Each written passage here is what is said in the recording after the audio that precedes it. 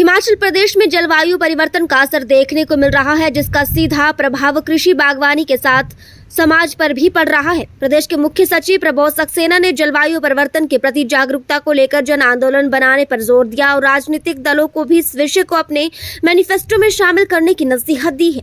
मुख्य सचिव आज शिमला में आयोजित संयुक्त राष्ट्र विकास कार्यक्रम के संयोजन से पर्यावरण, विज्ञान, प्रौद्योगिकी और जलवायु परिवर्तन विभाग हिमाचल प्रदेश द्वारा बदलती जलवायु में राज्य मानव विकास रिपोर्ट पर ओरिएंटेशन कार्यशाला में बोल रहे थे। मुख्य सचिव प्रबोध सक्सेना ने जलवायु परिवर्तन को लेकर बंद कमरों में कार्यशाला करने के बजाय स्कूल, कॉलेज, रिसर्च सेंटर और पंचायत स्तर जागरूकता अभियान चलाने को विभाग को नसीहत दी ताकि प्रभावित लोग जागरूक हो सके।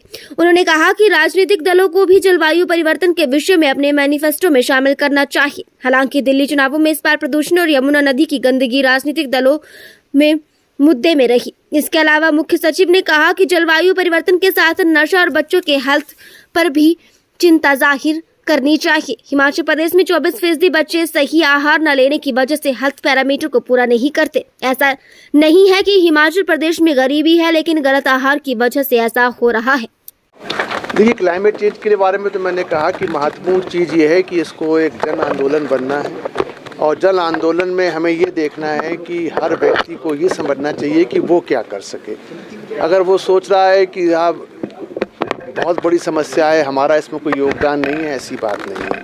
तो इसको जैसा कि मेरा जो सार था मेरे आज यहाँ का अभिभाषण का, वो यही था कि जो यहाँ जितने लोग बैठे हैं या बाहर के भी लोग हैं, उनको ये समझना चाहिए कि इससे बड़ी एग्जिस्टेंशियल इशू कोई नहीं है।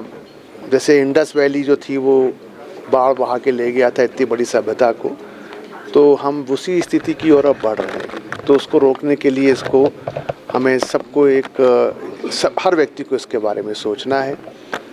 ड्रग का जो इशू है वो ये है कि इसके साथ स्टिग्मा बहुत है, डिनायल बहुत है। सबसे पहले परिवार वालों को ही मालूम पड़ता है कि बच्चे के लक्षण कैसे हैं। इसमें हम सिर्फ यही सोचते हैं कि पुलिस कार्रवाई करेगी, कुछ चरस पकड़ लेगी, कुछ चिट्टा पकड़ लेगी, वो इस समस्या का हल नहीं है।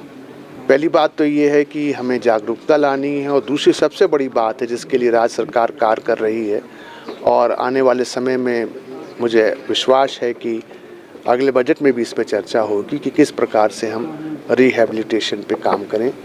जो बच्चे हैं उनको हमको अपराधी ना मानकर उनको विक्टिम मानना पड़ेगा। और मैल न्यूट्रिशन के बारे में तो मैंने आपको पहले बताया कि यहाँ समस्या गरीबी की नहीं है। यहाँ समस्या ये है कि जो बच्चे आजकल 1-2 हो रहे हैं, तो हमको लगता है कि हम उनको कोका कोला पिला दें और जूस पिला दें, वही हमारा प्यार है उनके प्रति। और राजनीतिक दलों जब हम उनको पुश करेंगे उस तरफ, उनको आना तो चाहिए, लेकिन जब तक जनता में, मैंने आपसे कहा, जन आंदोलन बनेगा तो वो भी इसको अपना मैनिफेस्टो में लेके आएंगे। और ग्राउंड स्तर पर उतारने की आपने बात कही है, बंद कमरों में कार्यशाला हो, रिसर्च सेंटर में हो। और इसके बाद जब इसकी रिपोर्ट्स आ जाएं, इसकी रिकमेंडेशंस आ जाएं, तो हमें लोगों तो तब तक उसको पहुंचाएंगे नहीं, तब तक तो फिर पूरा लाभ नहीं मिलेगा ना।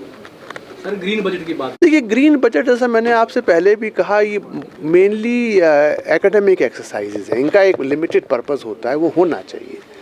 क्योंकि ऐसे जब जेंडर पे हमने काम शुरू किया, देन वी रियलाइज कि हमको मालूम नहीं है, बट हिमाचल में बहुत अच्छी जेंडर बजटिंग है ना।